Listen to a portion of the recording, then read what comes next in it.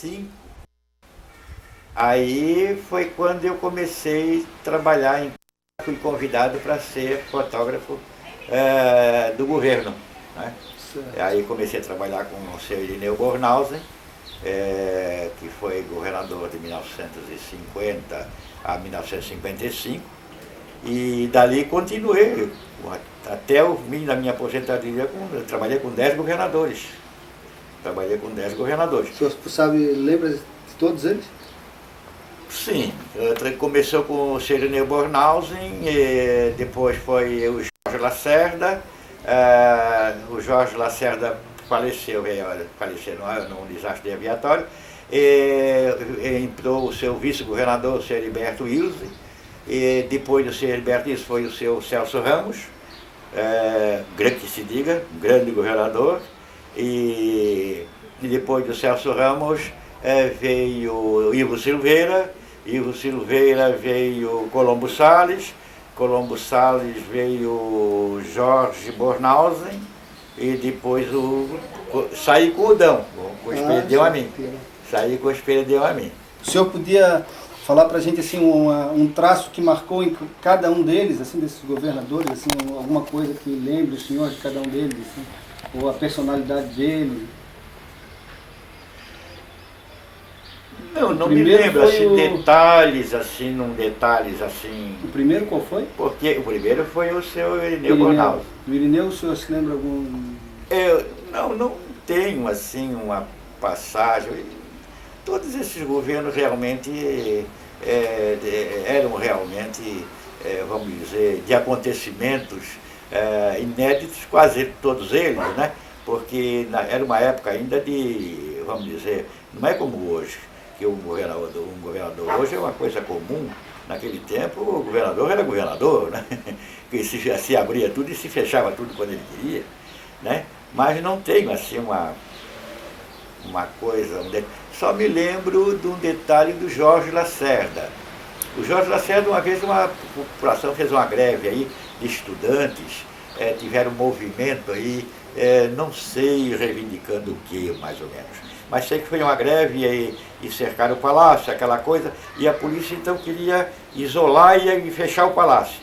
Então o Jorge mandou, o governador Jorge Lacerda, mandou que abrisse as portas do palácio todas e que a polícia se recolhesse, não ficasse ostensiva, e ele se sentou no gabinete, esperou a invasão dos estudantes todos, que entraram de palácio acima, invadiram o gabinete dele, e quando invadiram o gabinete, que chegaram na frente dele, ele sentado na escrivaninha, e eu me lembro que ele disse assim, com paus, pedra na mão, tudo, aqueles estudantes, e ele aí disse: meu Deus, será que eu estou vendo certo? Será que eu estou vendo direito? Os estudantes da minha terra, que estudam tanto, e agora estão aí de paus e pedra na mão na frente do governador? E aí aquilo foi um banho de água fria, né? Um banho de água fria nos estudantes, porque aquilo foi se recolhendo um por um, foi tirando um por um, o palácio ficou vazio, não precisou fazer nada, o palácio ficou vazio, saíram todos sem mais nada, né? Desmontou, né? Desmontou, exatamente. Esse foi a única coisa que eu me lembro do Jorge. O resto foram governos que correram tudo certo e tal, a gente não... O Irineu, ele construiu, foi lá Rio do Rastro, foi na época dele? Foi na época dele, e começou na época dele. Lá? Acompanhei em várias vezes, né? Acompanhei por várias vezes na subida. Ainda era uma coisa assim, ficou assim, como se diz, um alinhavado, né? Ficou um alinhavado na serra. E depois foi melhorado com os outros governos, cada um fez uma partezinha, e de forma que melhorou pelo estado que está hoje. Mas iniciou, aquilo ali era uma picada de tropeiros, né? Era uma picada de tropeiros, que não tinha ainda uma passagem de carros e tal. Com o senhor Irineu, foi um desafio, porque a própria engenharia dizia para o senhor Irineu que não era possível fazer uma estrada ali. Ele disse: não, é possível sim, vamos fazer. E até o fim do governo dele, ele passou de carro ali. Ele passou de cargo. Conseguiu realizar o desafio dele. E o senhor encerrou com o Esperidião? Com o Jorge Bornal, o Jorge Bonalves. Com O Jorge Bonalves. Eu entrei com o pai e saí com o filho. Entrei com o pai e saí com o filho. E o Dão me convidou muito, eu sou muito amigo do Dão, a gente somos muito íntimos, mas eu não quis porque eu tinha feito uma promessa a mim mesmo de que quando eu me aposentasse, quando chegasse o meu tempo, eu queria me aposentar e não trabalhar mais. E de fato cumpri essa promessa. Tá, eu vou voltar um pouquinho. Zeca, só espera um pouquinho que eu vou abrir um pouco a exposição, que baixou um pouco a luz agora. Como? Baixou um pouco a luz, eu vou abrir um pouco a exposição. Um pouquinho, quando o senhor falou, o senhor comprou a sua foto do Roland, do Joseph? Da viúva. Da viúva. Da viúva Roland. O senhor chegou a conhecê-lo? Eu conheci o Roland, mas o Roland não conhecia, sim. Conheci. Eu morava na Conselheiro Mafra, fui garoto de 16 anos ali na Conselheiro Mafra, e o Roland naquele tempo tinha um forte na Conselheiro Mafra. E a gente conheceu muito o Roland. E tinha uma fama. Bom, o Roland, o Júlio, esses fotógrafos, eles eram realmente fotógrafos de ateliê. Eram como chamados retratistas, né? Retratistas. Eram pessoas hábeis. Inclusive o Roland e o Júlio eram formados na Alemanha. Eles tinham, assim, conhecimentos profundos que a gente nunca chegou a tal ponto, realmente.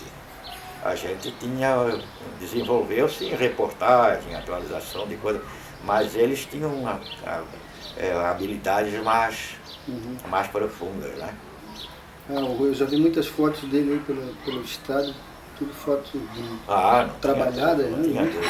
O Roland era realmente um retratista, como o Júlio, era um retratista muito hábil, então eles eram famosos. Né?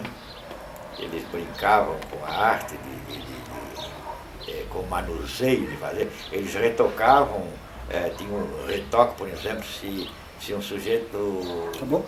Passar um pouquinho. Tão grandes. Eu me lembro que elas realmente tinham até um peso. Hoje é uma maquinazinha. Tá fechado neles, Ricardo? Deixa um pouco fechado nele, já ficou alguma coisa? Já fechada? tá um tempo, assim. Então deixa aberto naquele plano anterior que a gente falou aqui.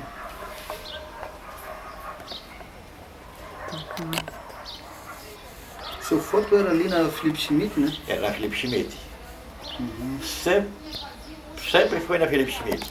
Eu tive 3 fotos e eles eram na Felipe Schmidt. Tá, deu aí, né? Deu. Pode ir. Então tá. Os seus fotos, o senhor pode repetir assim, o que mais tempo levou era ali na... O que mais tempo levou, a minha mulher vendeu agora. Foi ali em cima da loteria, o pé do Amélia Neto, né?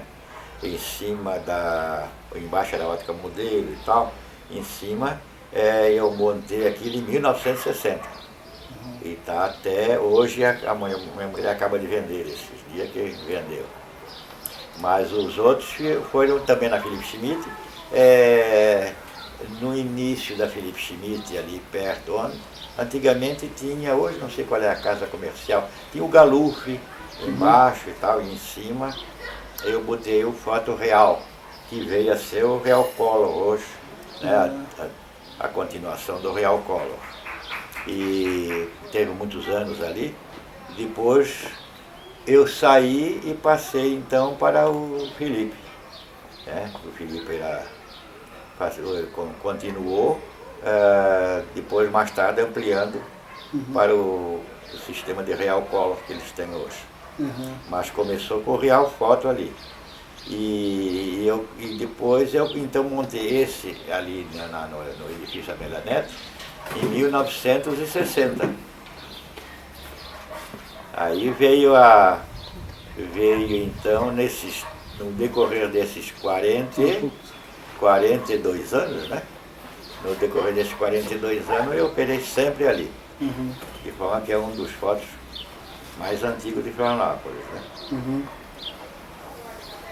Deu aí?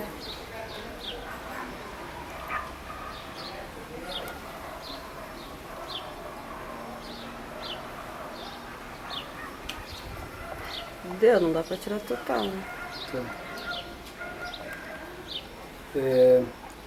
E o que o senhor normalmente fotografava além do governo e do foto? Não, eu fazia todas, eu fiz, pena que eu não tenha hoje o arquivo, porque houve um incêndio e me estragou quase totalmente o meu arquivo, mas eu tinha o casamento de toda a sociedade florianopolitana, né? Eu fotografei todos os grandes casamentos de Florianópolis. E perdeu? Todo o arquivo foi utilizado. Como é que foi perdido? Por causa do fogo e água, né? Porque o bombeiro teve que ir. Incendiou o seu estúdio? Não, incendiou do lado uma alfaiataria e atingiu o meu. E aí me atingiu o arquivo todinho. Mas eu tinha eu fiz os casamentos de toda a sociedade florianopolitana. Os grandes casamentos que houveram aqui, né? A família Celso Ramos, e toda Araújo, os Oliveiras, tudo isso eu fotografei aqueles casamentos todos. E como é que o senhor chegou a... Como é que aconteceu o negócio do cinema, desses registros dos cinejornais da Herbert Richard? Bom, como aconteceu o seguinte, eu era fotógrafo e o cinema realmente me atraía, né? Me atraía e eu comecei a fazer uns filmezinhos com uma maquinazinha, não me lembro até o nome da máquina, era uma máquina muito antiga, muito velha, e eu fiz umas filmagens.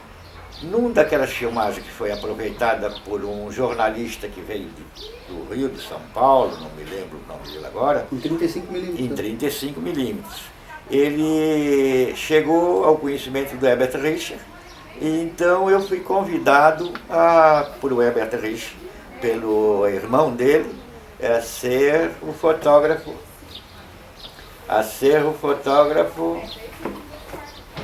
Não, obrigado. Isso não sei se pode falar. Mas que não pensei que era fica viagem. gesticulando tanto pra cá. Hã? Não gesticula tanto pra cá que fica parecendo só uma mãozinha ali. Parecendo a minha mão. Parece aqui. Às vezes. Não, toque não parece. Se eu só passar esse carrinho... Esse é o problema do som, né? O senhor trabalhava sem som? Sem som. Tá. O senhor pode retomar esse final aí do contato aí, que o senhor trabalhava com... Eu trabalhava com fotografias e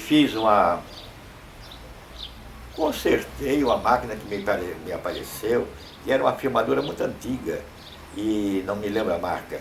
E eu fiz umas tomadas nessa máquina, e casualmente um jornalista que veio do Rio, de São Paulo, não me lembro bem de onde, gostou. E esse filme até foi um filme que eu próprio revelei em casa, e passava numa máquina, numa Patifrere que eu tinha de cinema. Né? E ele gostou das tomadas de filme e disse que ia conversar com o Herbert Richard. Realmente, depois de um tempinho, eu recebi uma comunicação para ir a São Paulo, aliás, no Rio. Fui no Rio e visitar o Herbert Richard, onde tive umas aulazinhas, tive uns dias lá, recebendo uns treinamentos, e voltei, então, já com a AIMO e um estoque de filmes, onde comecei a fazer os acontecimentos assim mais importantes de Florianópolis, que foi o caso da posse do Jorge Lacerda, foi um dos primeiros serviços. Que ano que era? Em 1955. 55 o senhor começou? 55. Aí fiz a posse dele, fiz a diplomação dele, depois fiz a posse, depois fiz vários acontecimentos, várias viagenzinhas que ele teve, e aí, bom, aí fui fazendo tudo que era politicamente um destaque para Florianópolis, mesmo para o Brasil, e eu fui fazendo.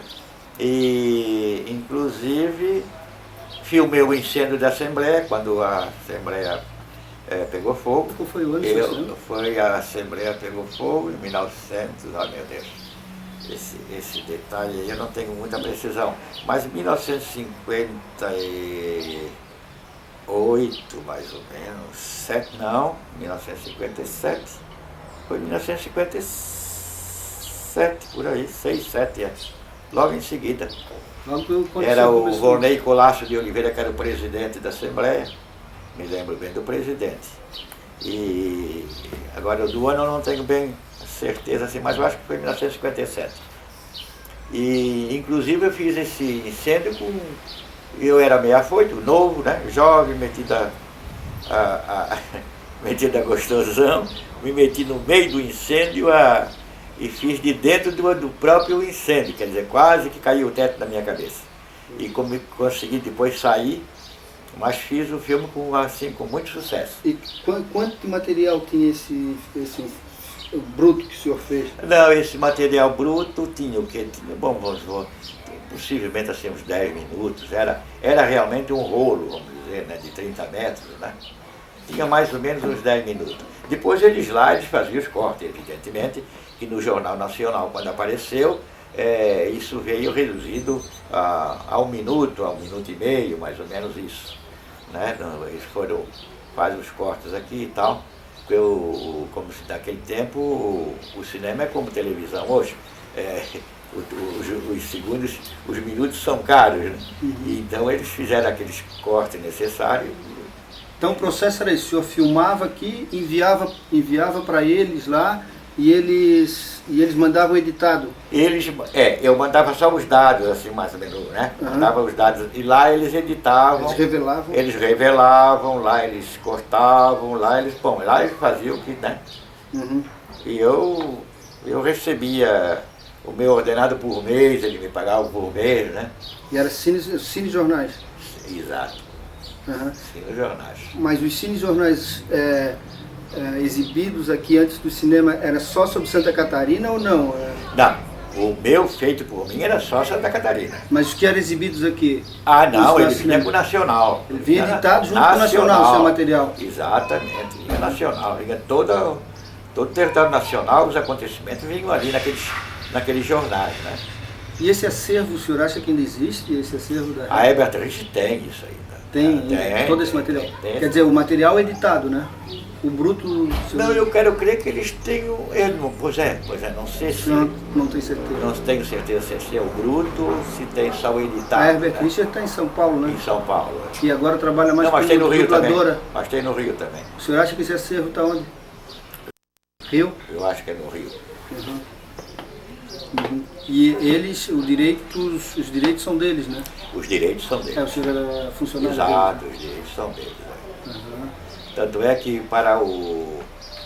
queriam fazer um documentário aí do Jorge Lacerda e vieram me falar, eu disse, olha, da minha parte que eu permito, mas eu não tenho, os direitos autorais são da Herbert Richard, né? Eles têm essa coisa. Então falaram com ele e parece que fizeram um filme lá com eles, né?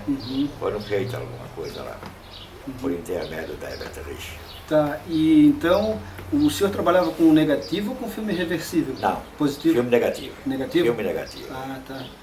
Filme negativo, toda a vida trabalhei com filme negativo.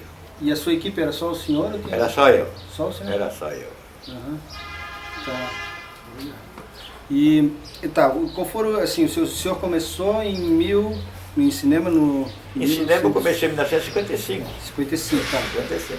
E assim, quais foram os principais acontecimentos assim, que o senhor filmou? Não, acontecimentos assim, tive muito, era que acontecia em Florianópolis, também não era grandes coisas, né?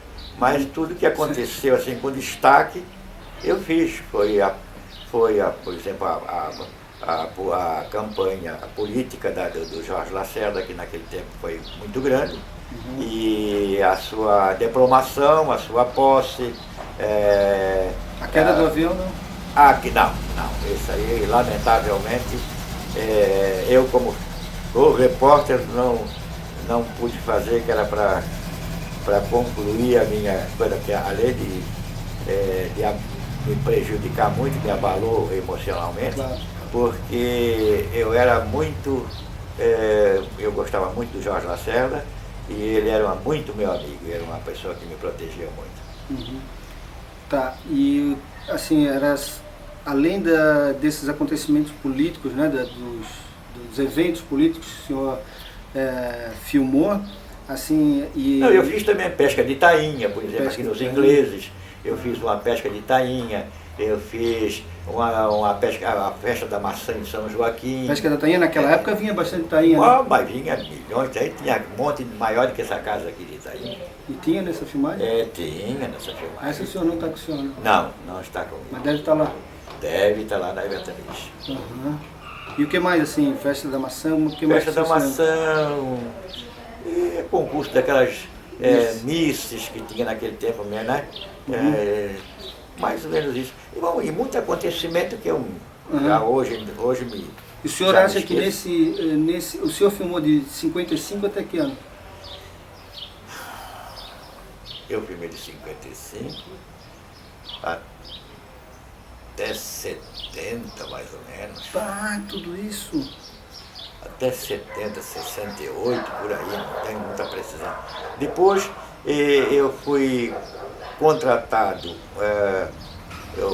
chamado já para fazer parte da equipe palaciana e fui o chefe do serviço de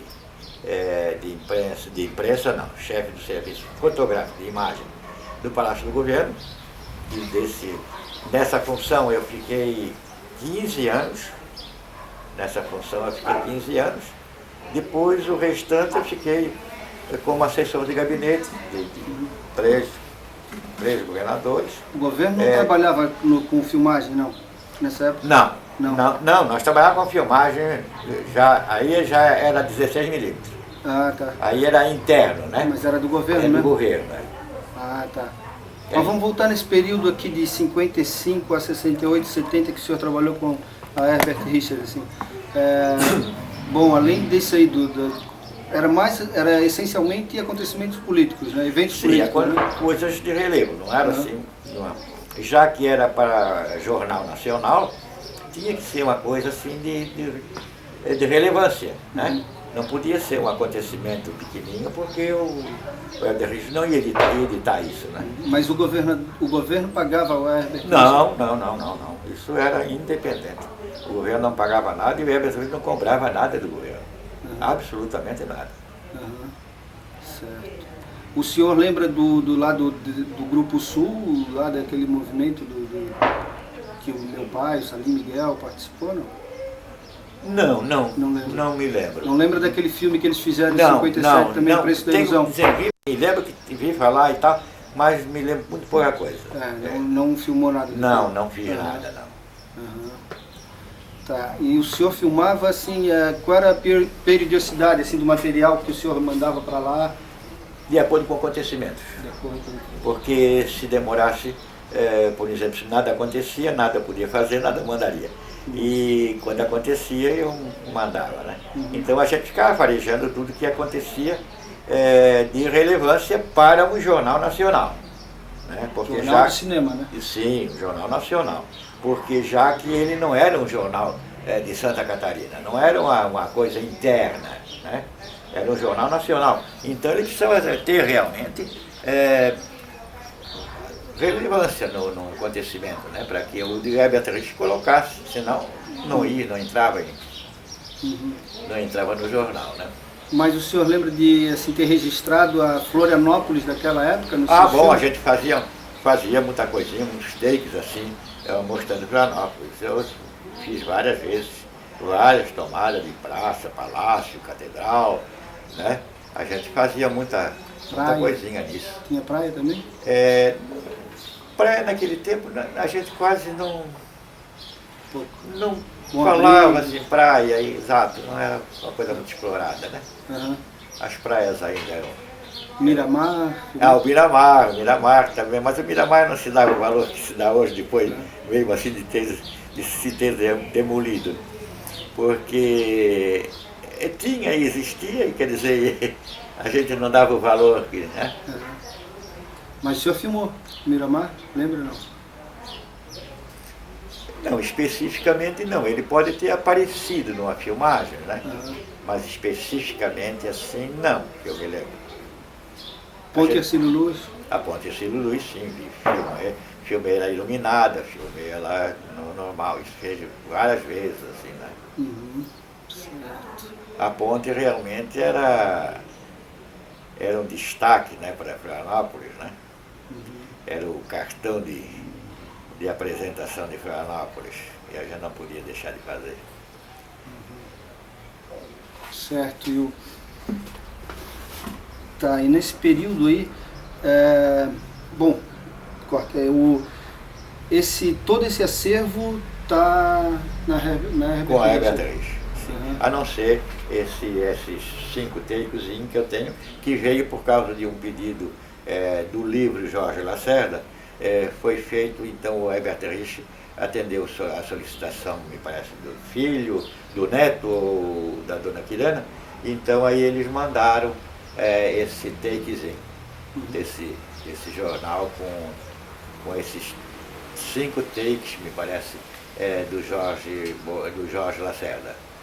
E como que era a cidade, a sociedade de Florianópolis que o senhor filmou nesse período, assim, de 55? Tivemos assim, teve, como todo lugar aconteceu, assim, uma mudança muito grande, né? Florianópolis era realmente assim uma coisa muito boa, uma cidade muito bucólica, muito calma, sem a universidade, né? Sem a universidade era uma cidade praticamente, assim vamos dizer, uma cidade de velhos, né?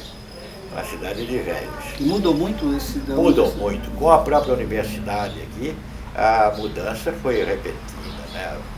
Foi repentina. A cidade se inovou e os acontecimentos foram outros. E aí vem a evolução normal dos próprios tempos, né? Que mudou com tudo, né? Uhum. Mas Florianópolis era uma cidadezinha maravilhosa. Eu morava na Conselheiro Mafra 144, que era lá no final, perto da subida da ponte. Eu vim até o centro de Florianópolis, até a praça, sabendo quem morava aqui, ali, tudo. A gente conhecia todo mundo, né? Uhum. A gente conhecia todo mundo. Eu morava, por exemplo, vamos dizer, a 1 quilômetro da casa do seu pai, do seu avô, mais ou menos. E, no entanto, a gente conhecia no Espírito, porque eu conhecia tanto ele, como também o vizinho do lado, como o outro, como o outro, como o outro. Enfim, a gente conhecia todo mundo. Porque era realmente uma cidade, como eu digo, uma cidade só unicamente, eu estou conversando alto, né? E eu unicamente, vamos dizer assim, se vivia só com o pessoal da cidade, não havia quase visitações, não havia movimento de fora, não vinha viajantes, é muito raro a pessoa, né? Era uma pessoa que naquele tempo o sistema de condução para viagem fora era as embarcações Wepke, né? O Carlo Wepke, eu tinha 3 navios, era o Carlo Wepke, o Max e o Ana, né? E o pessoal viajava nesse. Então, quando uma pessoa dessa ia para o Rio, que era muito raro, isso era um acontecimento enorme, né? Era um acontecimento enorme, saía nos jornais, publicado no jornal, fulano e tal, viaja para o Rio de Janeiro. E aquilo era um acontecimento. Não, advertência. Está interferindo aí? Está interferindo. Ô, Lourdes! Tanto quanto vai um a gente momentinho. está ouvindo. Posso me levantar um momentinho? Espera aí que eu vou. Posso baixar aqui?